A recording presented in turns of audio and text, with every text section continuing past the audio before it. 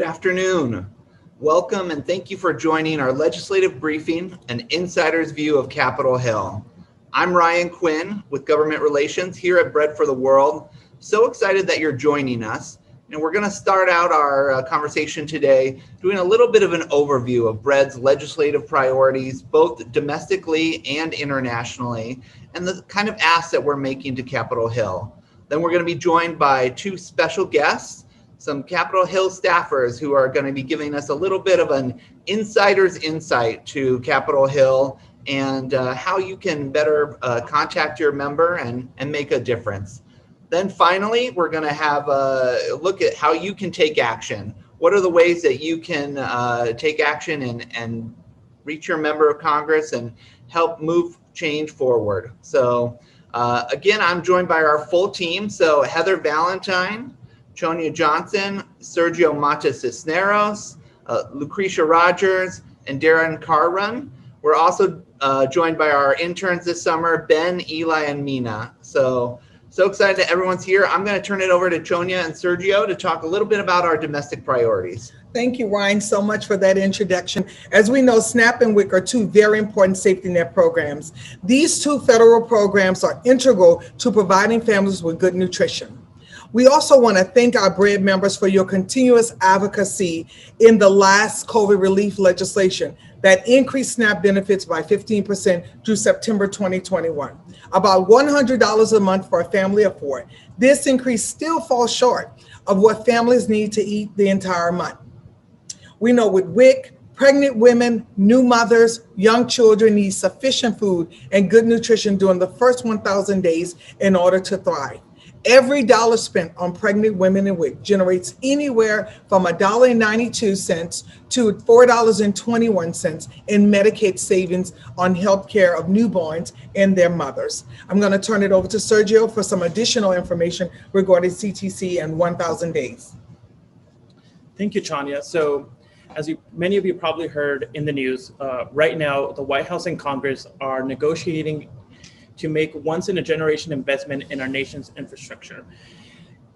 If you've been with Bread for a long time, you know that Bread has advocated for greater investment in the nutrition and well-being of mothers and children internationally. Now we're calling on our lawmakers to make these investments here at home in this infrastructure package. So I quickly want to talk about the policies and programs that we would like to see included in an infrastructure package that are going to strengthen the first 1,000 days of a child and yield to lifelong returns.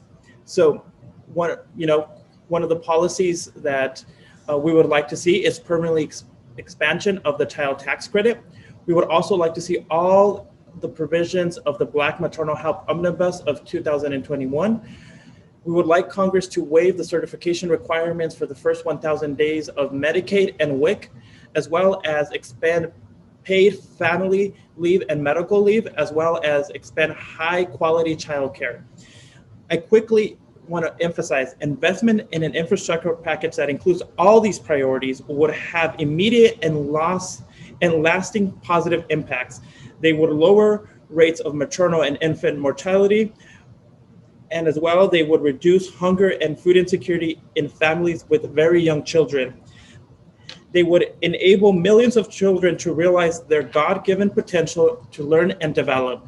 So again, I just want to emphasize we are in a unique opportunity for Congress to invest in once-in-a-generation infrastructure package. And these are the policies and programs that Congress must include in this package. And you will hear more about this throughout the next few days here in our Advocacy Summit. So now I want to turn it over to Ryan, who's going to walk us through our international ask. Great. Thank you, Sergio. Yeah, internationally, we're also focused on those first 1,000 days, and critical to that is nutrition.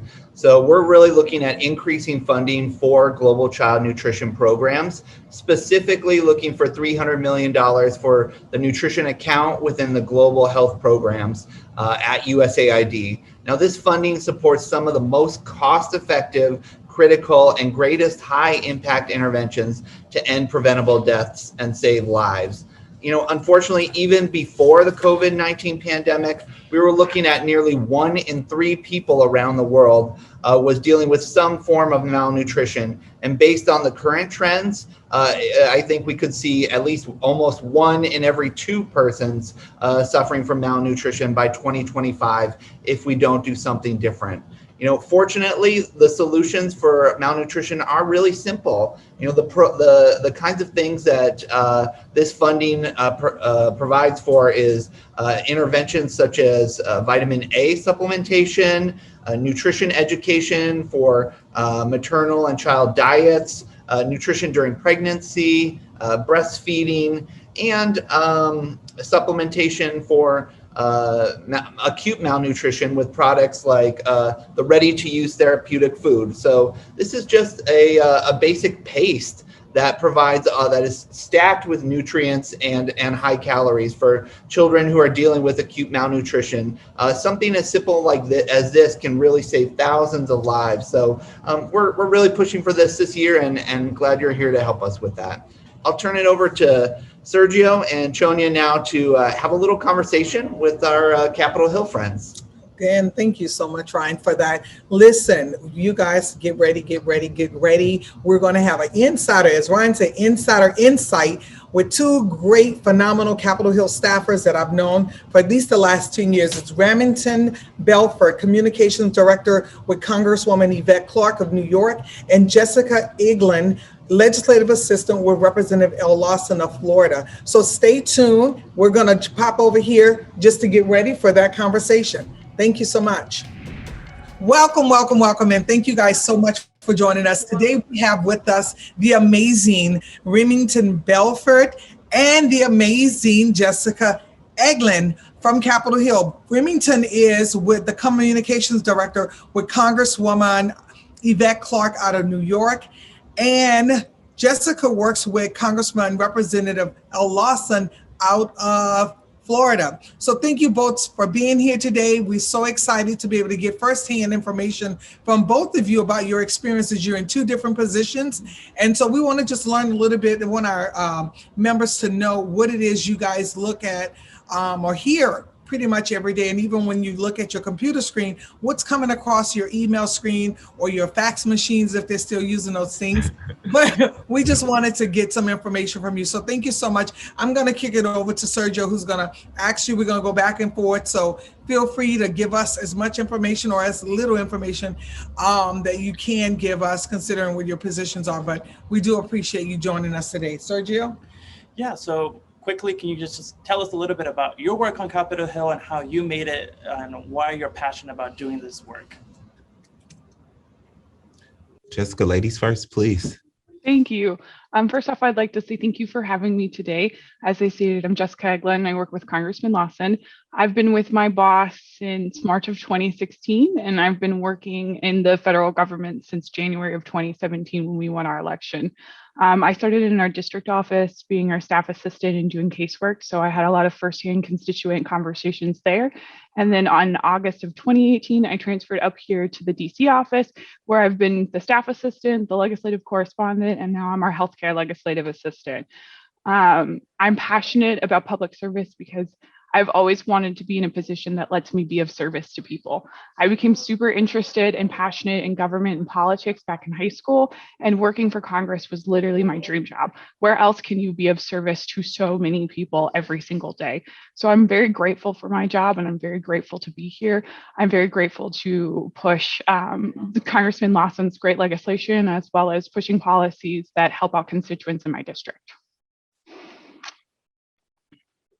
Well, thank you so much. I also want to let me go on record and say I love Congressman Lawson's district. I've had so much fun in Florida. I have so many friends who are FAMU alums here in DC, and South Florida is apparently where it's at. It's not Houston, but it's definitely a space that cultivates a lot of excellence. So I'm super excited to be on here with you today.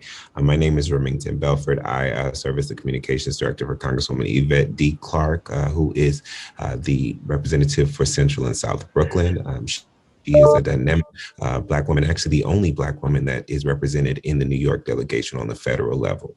And so I take it as a badge of honor to represent her. I previously worked for Congresswoman Sheila Jackson Lee out of Houston, Texas, where I started as an intern through the Congressional Black Caucus Foundation internship. Following that, I became staff assistant, digital director, senior legislative assistant, comms director, and did everything that the office needed because, you know, like Jessica said, like it's a unique opportunity to be of service that is only afforded to you, this type of service on Capitol Hill. So the constituent services, the crafting of the narratives, the working closely with these dynamic members who have these absolutely innovative and comprehensive and equitable agendas that truly advance and support their communities is a blessing I count. Very good. Thank you both for your rich experience. And I know that I've worked personally with both of you on the Hill, and you've always done some amazing job. So I couldn't think of anybody else that I could just call up right quick and say, hey, come talk to my Bread family about the work. But one of the questions we have several, but this one is, what is one of the most effective ways constituents have contacted your member of Congress? And we can start with Jessica. So I'd like to say that always the constituents contact us is effective. We recognize that our district can be very rural. 6 out of our 8 counties are incredibly rural areas. So we know that access to rural broadband is tough. Plus there's sometimes a technology divide between our senior citizens. So any way that constituents feel comfortable and confident in contacting our office is always acceptable. We still get faxes in our district and our DC offices all the time. And we try our hardest to respond to everything that comes in. So for us, as long as the constituent is reaching out to us, that is an effective mode of communicating with our office and with Congressman Lawson. And Jessica, if you would add, in what way you would say for your constituents, are they communicating mostly? Is it snail mail? Is it via email? I would say the large majority of our contact does come in through email with our office, but we do still receive, phone calls, voicemails, faxes. We have a handful of constituents the same constituents will fax us a couple times every single week. But we probably get most of our modes of communications through email. Very good. Thank you for that. Remington. Yeah, definitely. I think one of the beautiful things about my member is that she grew up in this district. And so she's always visible. She's always out in the community. She's always personable. And I think that that's something that a lot of the constituents love and adore about her because she is constituent focused. We have a dynamic constituent services team that are out in the community and that are making sure that any of their needs they have access to. I mean, our dynamic district director, Ms. Anita Taylor, is a beacon in the community, and people know that at any given moment they can reach out to her and she will handle to the best of her abilities. We have a dynamic district team, and to piggyback off whatever way constituents need to contact us, we are receptive. I would love to be elitist a bit and say the most efficient way for me as the comms director is through social media. However, we are encompassing and understanding that that's just not everybody's medium. That's not something everybody's comfortable with. So our office has an encompassing outreach agenda so that we are not missing anyone. We send mailers. We are in the district. We have some dynamic outreach specialists, the phone calls, the faxes, the saved constituents, and the voicemails, and of course emails, etc. So there's a diaspora, if you will, of contact mechanisms. Well, you guys both have given a good answer. I'm gonna turn it over to Sergio because, we people say, oh my God, snail mail doesn't work. And I'm like, yes, it does. Emails do not, they work, but do they really work? Because there's no signature to it. Mm-hmm. So thank you for that. But I also wanted to know, and I have this maybe a little bit further down. Let's see, can you talk about that? No. So, okay, yeah, I do have that question. It's still here. Sergio, you want to go on to your next one? But thank you guys so much, because that's some really good information. And you didn't pick one simple way. You said whatever medium the constituents need to reach you, you're open to it. So I appreciate that. That's good. That's good casework. Both of you have talked about different ways that constituents contact you. Can you talk about, what the impact of, this has? So like either if someone calls, sends an email, writes a letter, or meets with you in person, like, what do you do when, someone comes to you about an issue that they care about? Like, what's the impact that those calls and emails and visits have on, the way a member votes on a piece of legislation or sponsors? Can you just talk a little bit about that? Yeah, definitely. I'll say that my boss has her ear to the constituents 100% of the time. She's not afraid to speak truth to power when it comes to voting in the best interest of her district. There's a unique bond that she has because she was born and raised in this district, right? She is a Brooklyn native through and through. And every vote that she takes, every person that she hires, every agenda that we advance, the foundational understanding is that firstly, the constituents of the 9th Congressional District must be prioritized, their needs must be met. And if that is not on the agenda, then that's not something we're encompassing or adopting. And so that's anything that the constituents have. Now, granted, sometimes there are, contrasting opinions and positions, and the Congresswoman takes both into consideration.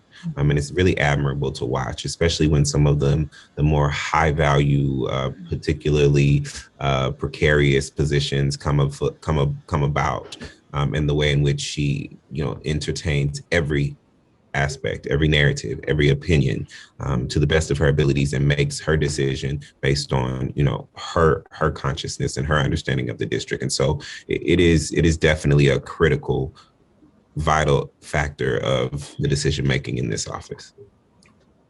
Gotcha. Thank you so much for Remington. I absolutely love the Congresswoman, both Congresswoman and Congressman. And so I'm super excited. Jessica, did you want to add something to that? Yeah, I can add a little bit to it. I think the impact is really important to our office just because our district is so large. It takes about 3.5 hours to drive from one end of the district to the other end of the district. So even though it's very easy to to see my 6'7" boss and be like, oh, that's Congressman Al Lawson, he can't be in every portion of the district all of the time. So having constituents have the ability to contact us on any mode that makes them feel happy really allows us to know how our whole district is feeling about an issue. It also lets us see what the difference of the opinion that is coming in from our urban city areas like Tallahassee and Jacksonville, from our more rural areas like Gadsden, Jefferson, Madison, and Hamilton County. So the impact is that when they contact us, that allows us to have ears on the ground at every portion of our district, just not where Al can be at that one time. So for us, it's really important to hear from them so that we make sure that we're voting how they want us to be, or we're co-sponsoring onto bills or letters that are important to the district, or that we're just generally getting information about things that we didn't realize before. From a casework level, we wouldn't know that there were issues going on in HUD housing or with farm insurance if it wasn't for constituents giving us a call. So with them, they even help kind of implement our policy decisions as we're hearing these issues that are going on a federal level across the district. And it'd be like, oh, this is firsthand an issue. Thank you for bringing it to our attention. Now we can take those next steps to solve the issue. So for instance, we have some folks living in some HUD housing that hasn't been up for review in a while, and they just keep delaying it because of the COVID pandemic and even beforehand, and they were not living in great conditions. And so they brought this to the attention of the congressman, and we're currently working on introducing legislation that would allow more inspection and oversight over HUD and over these low-income housing complexes.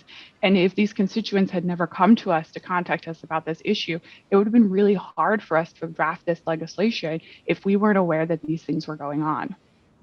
Wow, I'm super excited about that. And you led into another question that Sergio was going to ask. Yeah, so we're still in the midst of recovering from a pandemic. Things have changed a little bit. Can you talk about a little bit of how interacting with constituents has changed during the pandemic, and kind of like moving forward? What are some of the different ways that you are looking at, your office is looking at, to interact with constituents face to face?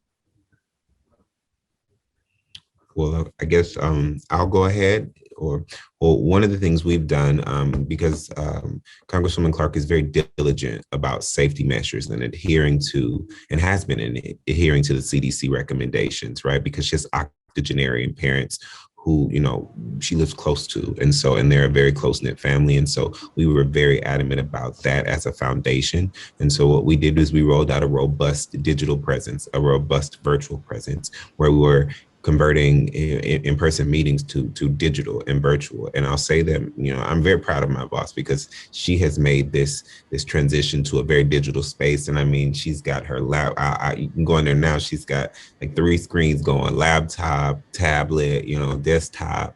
And she may be, responding to something over the phone. And so she's made this seamless transition to virtual spaces. And I think one of the things that we'll incorporate in that is because it allows us to be in more places.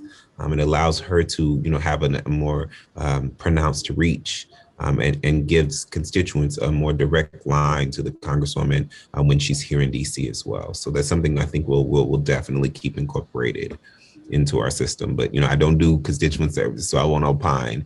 But I know that that's something that we've found positively works.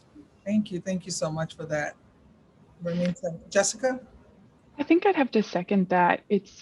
At first we all kind of thought how we were going to implement virtual into our work style, just considering so much of what we do is so front facing. Most of the time when we communicate with constituents, especially from a casework level, we do it in person.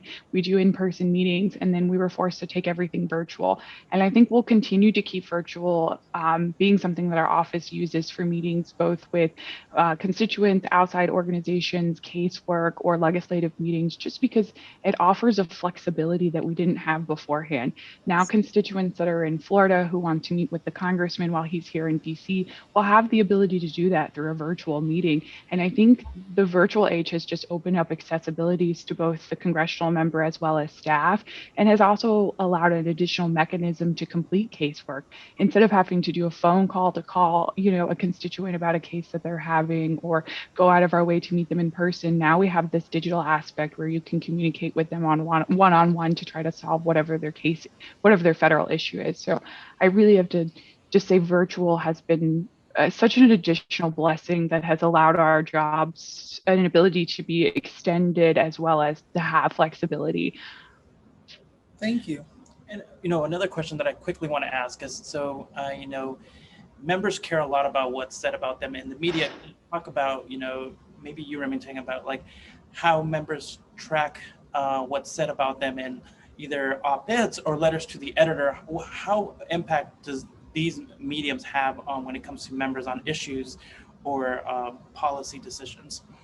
Well, so I'll tell you this, as a comms director, I have to be on my P's and Q's with my boss because she will be sending me stuff I should have already seen, right? And that's something that she is just adamant about, making sure that the constituents' voices are heard. And so she pays attention to her social media. She opens mail. She talks to constituents. She attends community advisory boards. And so the constituent voice is prioritized, whether that be in the form of, as you said, an op-ed, a letter to the editor, or a letter to our office. We have a very robust space for processing mail, and the interns have started a process, and then it goes to the appropriate channels for the staffers to interpret and disseminate the messaging and responsiveness in that space, right? And so it's definitely an encompassing aspect that we prioritize, and the Congresswoman herself prioritizes.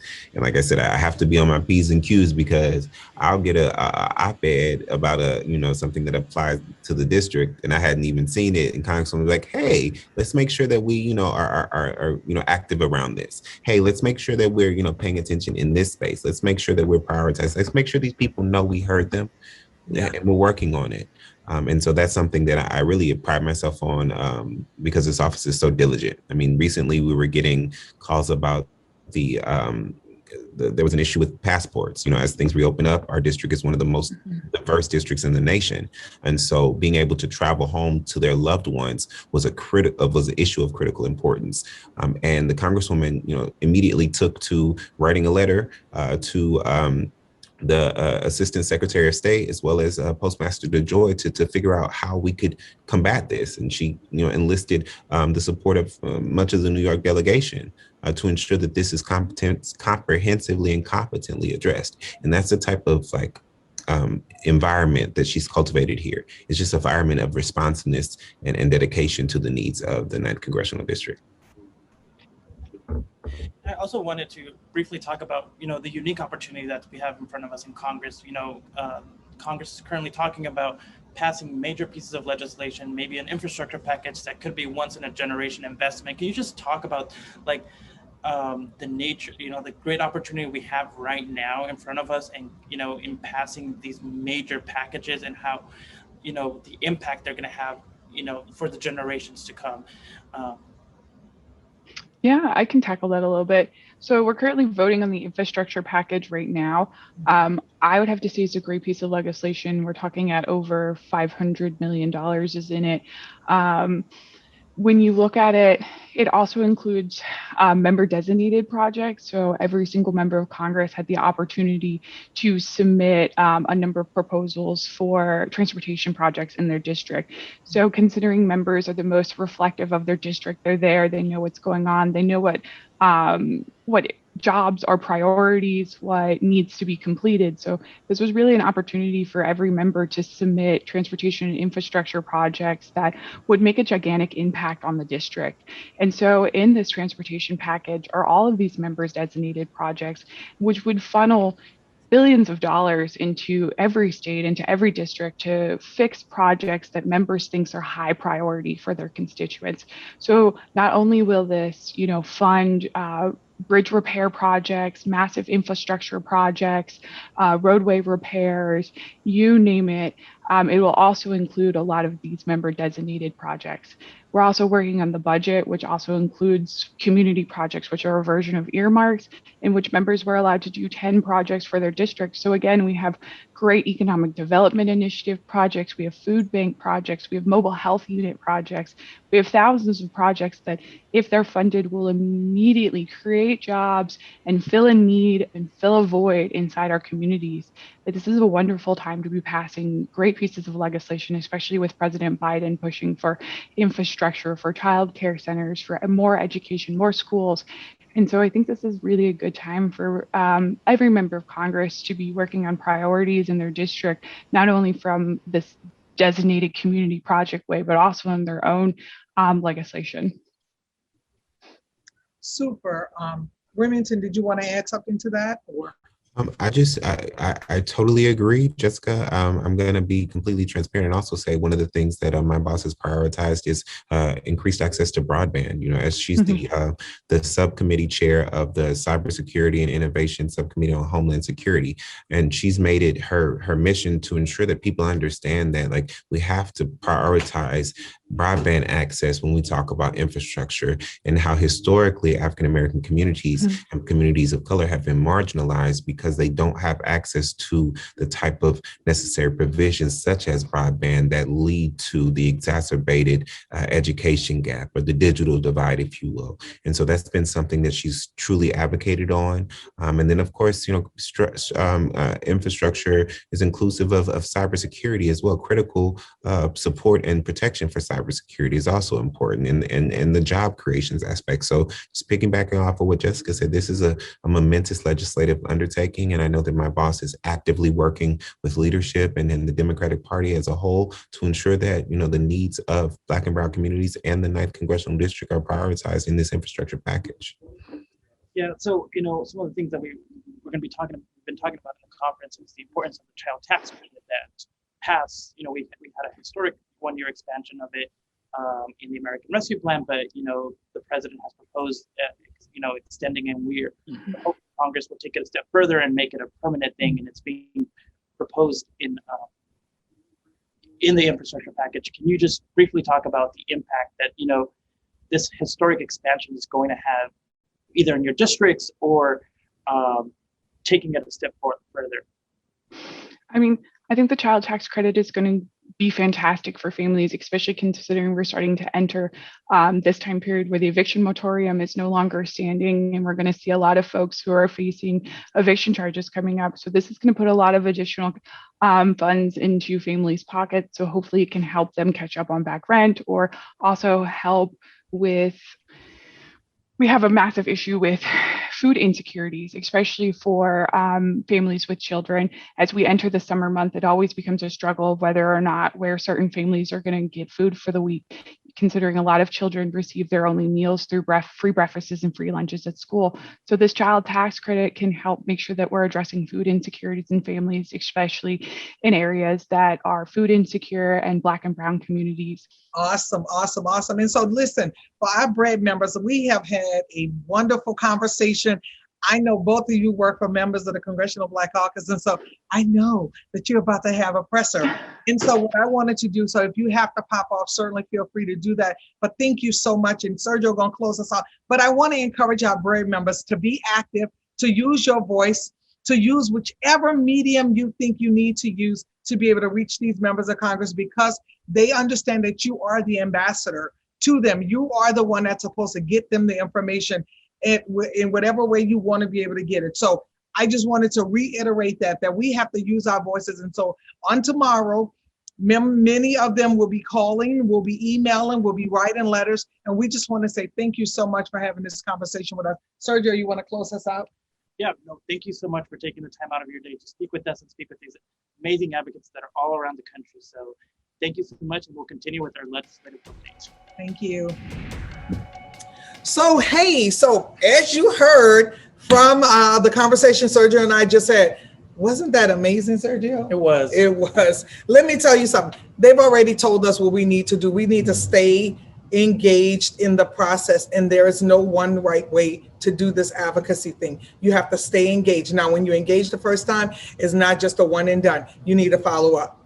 But in the interim, we want to make sure that you know to go to bread.org, click on the orange banner, or check your email so that you can learn about more ways to be involved and have all the tools right at your fingertip.